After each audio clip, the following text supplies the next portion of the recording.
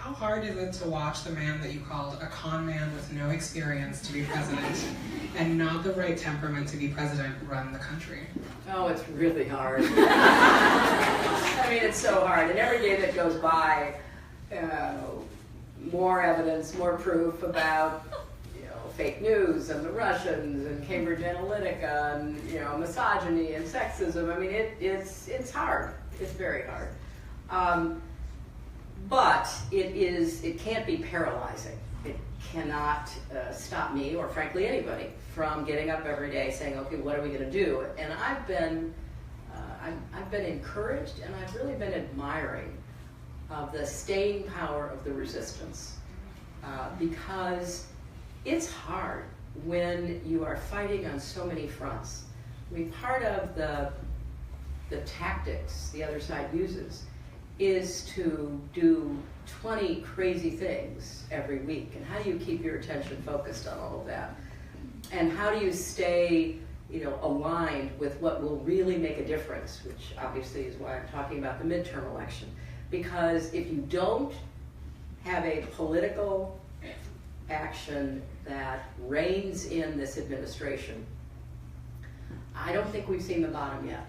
I think it's very unfortunate to contemplate, but more can happen that would put our rights at risk, our freedom at risk, our values, our fundamental views about what it means to be Americans.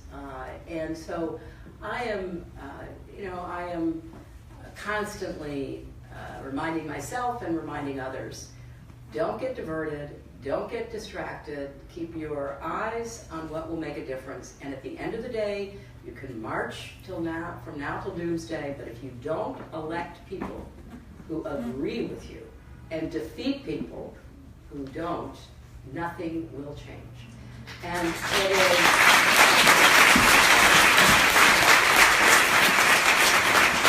very exciting to see the movement started by the students from Parkland about taking on the NRA and the gun lobby. I've taken on the NRA for years, and they spent more money against me than they've ever spent against anybody. We'll find out whether any of that was Russian money. That seems to be, in the ether. But we could never turn the concerns about guns into a voting issue on our side. Here's what I mean by that. So some of you may remember that back in 93, 94, my husband passed an assault weapons ban, passed the Brady bill to begin background checks, and the NRA went out and defeated dozens of Democrats, turning the Congress over to the Republicans. And they were absolutely blatant about it. You vote against us, we're going to get you. Now, they couldn't do away with the law because it was enacted, it was signed, but as one of the compromises that had to be made to get it passed, there was something called a sunset provision put on the assault weapons ban. So when it expired, George W. Bush was president, and there was no appetite for continuing it. Now, there were a group of really dedicated people who, for the last 10 years, have been fighting for common sense gun measures. Gabby Giffords, one of my friends and personal heroes. Moms Demand Action, the Everytown movement, the Brady movement. They were working so hard, but there was no galvanizing event. And maybe it's just because we've lived through so many of these now, and finally the moment arrived, and these students were so willing to take on the challenge of speaking up and taking the NRA to task, that we finally had spokespeople that everybody could see and relate to. But if we don't defeat, NRA bought and paid for members of the House and Senate, it'll just go back to the way it was. mean, many of us thought after Sandy Hook, that would be the change that was needed. And, you know, we had Pulse, and we had Las Vegas, and we have so many other terrible events since then. But this may be the issue.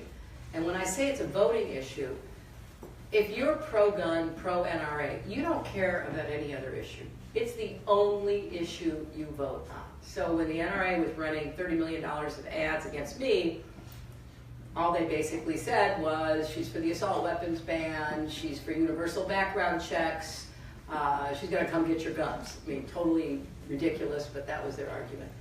So what we've gotta do is to say, we're for the assault weapons ban, we're for universal background checks, we are going to hold elected officials accountable, and we're going to vote against those who will not agree with those particular policies.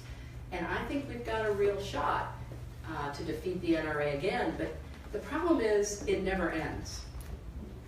And I just want to encourage you to recognize that the money and the power on the other side never sleeps. They are out to control as much of our country and our economy as they possibly can.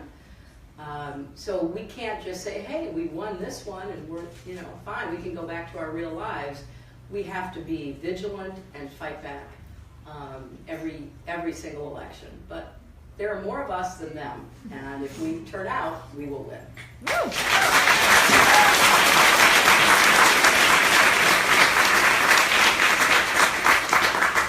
You led the State Department with